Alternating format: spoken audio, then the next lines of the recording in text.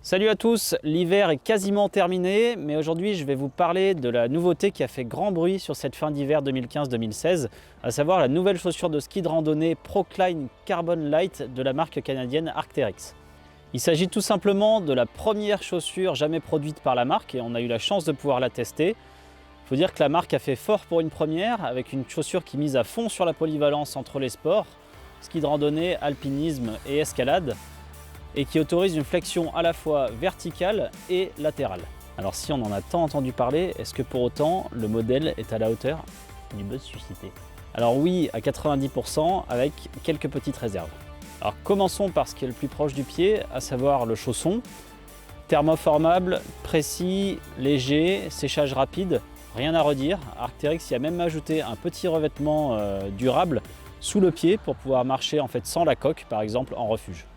Deuxième étape, la coque, puisque c'est là que se situe réellement la révolution, puisque seule la base de la chaussure est réellement en dur et tout ce qui se situe au-dessus de la cheville est assez souple et simplement maintenu par deux haubans en carbone. Donc là, on est vraiment sur une innovation.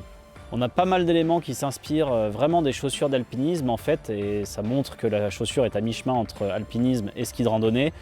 La souplesse, premièrement, et surtout la conception, puisque notamment avec le système de guêtre, on a une fermeture éclair qui permet d'imperméabiliser totalement l'intérieur de la chaussure. Les crochets sont assez nombreux et précis et le confort a été immédiat, pas d'ampoule, pas de frottement, pas de gêne et ça c'est assez rare pour être signalé.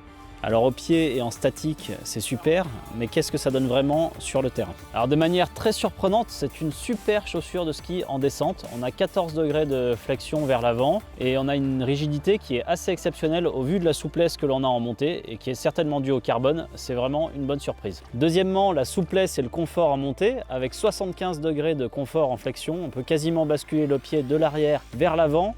Et que ce soit en montée en pot, en mixte, en grimpe, on est vraiment à l'aise. Elle est aussi faite pour la cascade de glace et la goulotte, des activités dans lesquelles on ne l'a pas testée, mais avec ses 35 degrés de flexion en latéral, il n'y a aucun souci pour qu'elle s'y adapte parfaitement. Troisièmement, la semelle Vibram qui lui assure une polyvalence et une accroche tout terrain. Et puis un autre bon point, c'est le passage ultra rapide du mode montée au mode descente. On actionne le loquet qui est dédié, il suffit juste d'attendre le clac.